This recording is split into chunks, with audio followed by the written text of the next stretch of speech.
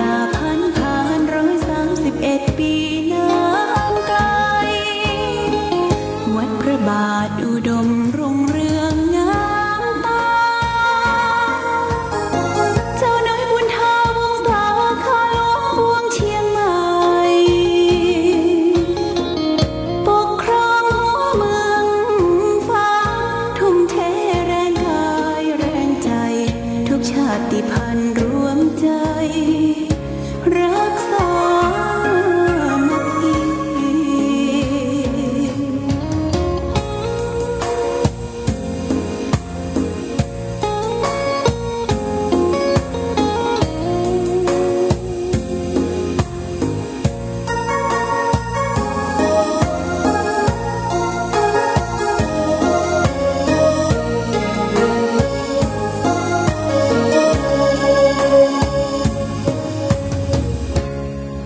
ก่อนเป็นวัดร้างโบราณสืบสาน2524พระมหาราชครูเกษราปัญญาปรมาติกาจารย์จากวัดดำไพเชียงใหม่สืบสานเวลาผ่าน131 ปีน้ำไกลวัดพระบาทอุดมรุ่งเรืองงามตา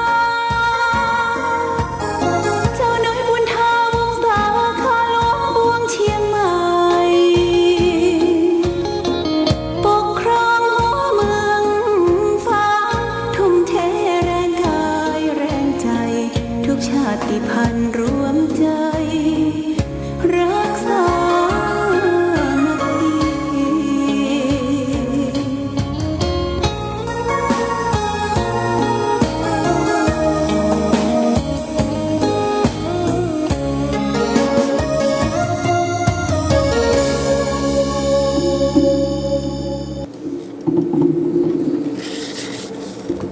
เจริญสุขศรัทธาสาธุชนญาติโยมท่านพุทธบริษัททั้งหลายวันนี้รายการธรรมประทีปส่องต่างก็ได้มาพบปะกับพ่อแม่พี่น้องศรัทธาสาธุชนญาติโยมแห่งครั้งหนึ่งวันนี้เป็นวันที่2วันพฤหัสบดีที่2เดือนกันยายนพุทธศักราช2564เป็นวันพฤหัสเป็นวันเสียประจำเดือนญาติโยมเดือน11เหนือเดือน9ใต้เนี่ยนะเดือน11เหนือเนี่ยเสีย2วันเสียเสากับพัดนะเสียเสากับพัดถ้าวันเสียนี่เขาก็คนเมืองเฮาล้านนาเขาก็พึงเว้นจากการงานที่ทำบุญเป็นมังคละเป็นมงคลกินแขกแต่งงานขึ้นบ้านใหม่เฉลิมฉลองอย่างต่างๆวันเสียนั้นเขาก็เว้นวันเสียประจำเดือน11เสียเสากับพัดวันนี้อากาศต่างบ้านเฮาก็ครึ้มๆฝนก็ทำท่าจะตกอยู่ตามกรมอุตุนิยมวิทยาก็บอกว่าฝนจะตกมาแหมฝนตกนั่นก็ถือว่าเป็นการดีเนื้อญาติโยมนะเป็นการดีน้ำมันก็จะได้เก็บกักไว้ในสวนในไร่ในนาที่พ่อแม่พี่น้องได้ขุดสระขุดหนองไว้นะเก็บไว้ในใจหน้าแรงพอหน้าแรงมาเฮาก็เอาเครื่องไปสูบใจหดนั่นหดนี่เป็นการปลูกพืชหมุนเวียนนะพืชหมุนเวียนเนี่ยก็หมายว่าพืชพักผลไม้คือมันเป็นระยะเป็นระยะอันนี้ออกแล้วอันนั้นต่อแหมญาติโยมนะโดยใจว่ารอกะกับปลูกเข้าอย่างเดียวแล้วก็ปลูกพืชหมุนเวียนมีน้ำมีหนองมีอะไรอย่างก็ ในหนองน้ำก็ยังปล่อยกลบปล่อยป่าปล่อยอะยังใส่ลงไปบางทีก็ทำการเกษตรแผ่นไม้ญาติโยมเปิ้นแปลงที่อยู่เล้าหมูไว้ดังบนสะแล้วก็หมูอยู่ดังบนไปอ่อยเข้าหมูถึงเวลาก็ล้างเล้าหมูน่ะฮื้อน้ำเป็นของมูลหมูนั้นตกสู่ลงในอ่างเป็นที่อาหารของปลาของสัตว์อื่นต่อไปนี่เลยว่าทฤษฎีใหม่รอบสะเงาก็ปลูกสะปะญาติโยมเนี่ยปลูกสะปะคำว่าปลูกสะปะนั่นก็คือเป็นผลไม้เป็นกล้วยเป็นอ้อยเป็นบักกล้วยเทศมะละกอนี่แต่ว่านี่หลวงพ่อได้ขึ้นไปที่วัดพระเจ้าใหญ่ไปวันศีลวันที่ผ่านพ้นมาก็ได้นอน1 คืนพักผ่อนหย่อนอารมณ์ปีกวิเวกก็สังเกตว่าเฮาไปนอนบนน่ะญาติโยมนอนบนมันรับอิ่มคำว่ารับอิ่มนี่ก็คือร่างกายเฮาปลอดโปร่งรับอิ่มเต็มถึงแม้ว่ารับอิ่มสักชั่วโมง2 ชั่วโมงนี่ก็มันก็ทำให้สดชื่นแจ่มใสความเจ็บความปวดตรงนั้นตรงนี้ก็พลอยหายไปญาติโยมนะเพราะฉะนั้นหลายอย่างที่เฮานอนบ่หลับนี่นะมันเป็นวัยของคนแก่วัยของสังขารแล้วก็อาหารก็เหมือนกันอาหารที่เขารับประทานลงไปบางทีอาหารมันบ่ถูกต้องถูกใส่ไปกินอาหารที่มันเป็นบูดเน่าต้องเสียนี่ก็ทำให้รับบ่อิ่มการได้ขึ้นไปบนวัดพระธาตุที่พระเจ้าหลวงนั่นก็ได้ไปดูการปลูกคุณประพันธ์สมมอยซึ่งเป็นตัวแทนหลวงพ่อเป็นเจ้าหน้าที่ดูแลความสะอาดสะอ้านสูบน้ำสูบท่าดูแลไฟฟ้า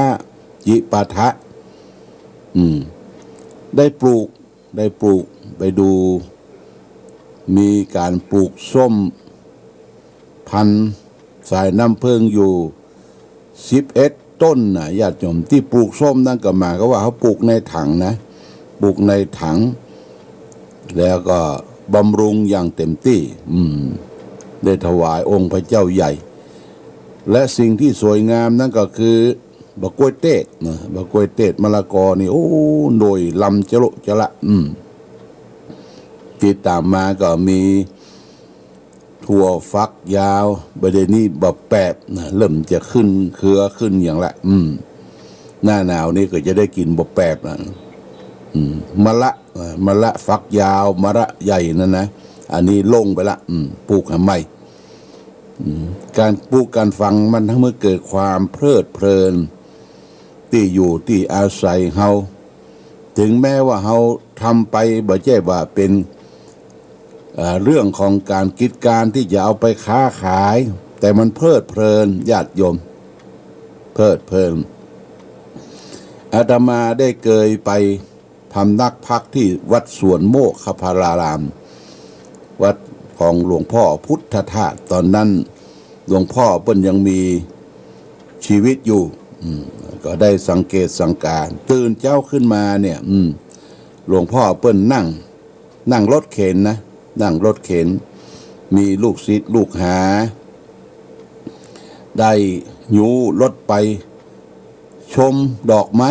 ที่เปิ้นปลูกเปิ้นฝังไว้แล้วก็หลวงพ่อก็เอาไม้เต้าให้อันแล้วก็มีลูกศิษย์แถมคนใจตะไกทอนดอกไม้ถ้าเปิ้นจะตัดทอนที่ไหนเพิ่นเอาไม้เต้าจี้ทอนกิ่งดอกไม้ทอนดอกไม้นี่มันกินการเพลิดเพลินญาติโยมนะอยู่กับต้นไม้ต้นตอกภูเขาเหล่ากาเป็นการเพลิดเพลินให้ปลูกคือฝังไว้บ่ให้จิตใจเฮาเหี่ยวแห้ง บ้านเฮาก็เหมือนกันญาติโยมบ้านเฮาหน้าบ้านหน้าจองมีน้ำคุเก่าก็ดีมีถังก็ดีมีถังซีเมนต์ถังที่เปิ้นไว้เอาพันนั่นพันนี้มาปลูกมาฝังย้ายไปให้มันขึ้นนะคือมันเย็นหูเย็นตาเมื่อเย็นหูเย็นตาแล้วมันก็จะได้เย็นใจโดยเย็นใจโดยญาติโยมท่านสาธุชนในช่วงนี้ก็เป็นช่วงที่ฝนตกลงมาและเฮาก็เป็นช่วงที่เฮาอยู่บ้านอยู่จองแบบจ้างไปจังใดญาติโยมเฮาก็ต้องดูโทรทัศน์บางทีบ่มีโทรทัศน์ก็ดูมือถือดูไลน์ดูมือถือดูไลน์ดูข่าวต่างๆก็ต้องมีทั้งข่าวดีและข่าวบ่ดีนะญาติโยมมีข่าวดีข่าวบ่ดีเกิดขึ้นมากมายทำร้ายกันพ่องเฉลิมฉลองกันพ่องที่ข่าวตะวาวันซืนนี่ก็เป็นข่าวที่เกิดนครสวรรค์ผู้กำกับหนุ่มอายุ41ผู้กำกับโจ้ญาติโยมนะไปขู่เข็นจับผู้ร้ายจับคนค้าขายยาเสพติดไปเข็นเอาถุงดำไปใส่หัวผู้ต้องหานะเอาถุงดำไปเสียชีวิตมีห้องที่เปิ้นจัดทำพิเศษแล้วห้อง05ห้องสอบสวนของยาเสพติดพิเศษญาติโยมทีนี้เมื่อเปิ้นเสียชีวิตละในห้องนั่นน่ะมันมีกล้องซ่อนอยู่กล้องอันนี้นะกล้องถ่ายกล้องนี่นะกล้องอัตโนมัติเนี่ยกล้องถ่ายภาพเก็บภาพเสียเปิ้นเอากล้องนี่มาโชว์คือทนายต่างๆได้โชว์ได้หันก็ฟ้องร้องกันประเด็นนี้เปิ้นจับยับผู้กำกับพร้อมโดยพวก7 คนญาติโยมนะกำลังสืบสวนกันอยู่แล้วก็เพื่อจะย้ายปุ้นเอาไปขังที่เรือนจำกลางที่ไหนบางขวางวะญาติโยมบางขวางเรือนจำปุ้นที่นครสวรรค์พิษณุโลกเนี่ยเปิ้นบ่ขังที่ปุ้นกองปราบเปิ้นจะรับทำหน้าที่ดูแลกองปราบนี่เป็นการทำงานเป็นตำรวจที่เรียกว่าถ้ากองปราบมาทำนี่ก็เอาไว้ใจได้อีกเนาะบ่เข้าไผออกไผนี่เป็นส่วนเรื่องหนึ่งและเมื่อกี้วันที่ผ่านมาโหตู้เจ้าไปกินข้าวหมูกระทะวะที่จังใหม่เฮาเนี่ยญาติโยมนะอันนี้ก็7 รูป7 ตนไปเนี่ยการเนี่ยงานมาข้ามมาก็เอาหมูกระทะไปซื้อมาเฉลิมฉลองกันแล้วก็หมูกระทะแล้วก็ยังมีเบียร์มีหยังเนี่ยเปิ้นถ่ายภาพนะญาติโยมถ่ายภาพยับได้ส่วนมากก็เป็นครูบาอุกแก๊ดครูบาที่อ้างตนม่วนอันนี้ก็ตำรวจเปิ้นรับฟ้องจากญาติโยมก็เข้าไปจับไปยับซ้ำมันเป็นเวลาเคอร์ฟิวนี่อย่างใดญาติโยมเช่นว่า9 โมงขึ้นไปเนี่ยเปิ้นบ่เฮ้อมั่วสุมเปิ้นบ่เฮ้อไปเอวไหนอันนี้มันเลย9 โมงไปเป็นว่าไปมั่วสุมกันตึกว่าทำเกิดเสียงรำคาญเปิ้นไปจับไปยับทีแรกก็จะยอมศึกขาลาเพศอยากจะอยู่ต่อไปแต่ว่าทำผิดผิดกฎหมายโดยผิดวินัยโดยสำคัญก็คือผิดกฎหมายนะคะกฎหมายไปมั่วสุมเกินเวลา9 โมงทนแรงกดดันบ่ได้บดีลาสิกขาไปหมดละเจ้าวาด3-4 ตนเป็นเจ้าวาด3-4 ตนญาติโยมเฮาเสพข่าวพอข่าวเฮาก็มานึกว่าตำรวจก็ยังทำผิดดูเจ้าก็ยังทำผิดญาติโยมจะไปลืมนะดูเจ้าก็คือลูกเจ้าบ้านนี่นะเจ้าบ้านมาบวชมาฝึกหัดปฏิบัติ ยิ่งตูเจ้าบ่มีครูบาอาจารย์คัดเข่งดูแลพอกอยปล่อยปะละเลยออกจากวัดจากว่าข้ามมาไปที่ไหนบ่ฮู้ญาติโยมบ่บอกบ่ลายนะก็มีโอกาสที่จะทำผิดบ่ใช่บวชแล้วมันบริสุทธิ์หมดบ่ใช่นะญาติโยมบ่ใช่นะมาฝึกหัดปฏิบัตินี่ต้องปรงใจต้องปรงใจญาติโยมหันตูเจ้าสลิดปิดบ้างปะงงปะงั่งใดนี่คือเขามาฝึกหัดอยู่นะตูเจ้าหลวงตูเจ้าพระสังฆาธิการผู้ดูแลก็ปรามเต็มที่นะปรามเต็มที่บอกเต็มที่เตือนเต็มที่ถ้าบ่ได้อย่างที่เปิ้นบอกเปิ้นเตือนเปิ้นปรามอยู่บ่ได้ก็ต้องซึกญาติโยมนะซึกไปเป็นฆราวาสเจ้าบ้านเอาล่ะซึกไปนี่ก็เต็มที่กะอย่าไปกินหมูกระทะจะไปหกคำเมนตีลังกาอย่าไปเที่ยวมาค่ำมาคืนแล้วแต่ว่าเฮาอยู่ในคราบของผ้าเหลือง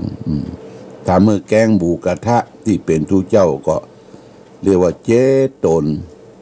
ส่วนมากญาติโยมที่ฟังข่าวฟังเปิ้นจัดรายการก็มีเบ็นบางรูปนะจัดรายการกูบาวัดด้านวัดนี้ได้ซื้อขาลาเพศไปปรงเนี่ยญาติโยมแต่ว่าเฮาก็เมื่อรับข่าวแล้วก็มาย้อนอยู่ตัวเฮาว่าตัวเฮาเนี่ยบ่ต้องวิตกกังวลจิตใจห่อเหี่ยวประการใดที่ทำผิดพลาดลงไปบอกว่าตำรวจก็ดีทุกเจ้าพระสงฆ์หรือคนอื่นคนนั้นก็ดีที่ทำผิดเนี่ยก็คือกิเลสทั้งหมดญาติโยมกิเลสนี่มันมี3ตัวนะตัวโลภตัวโกรธตัวหลงเพลิดเพลินเจริญใจอยากได้นั่นอยากได้นี่อยากกินนั่นกินนี่คึกขนองไอ้ตัวกิเลสเนี่ยถ้าคนเฮาหูเหี่ยมดจ้างมันไปเนี่ยก็ไปเนี่ยจ้างไปทำมันบ่หู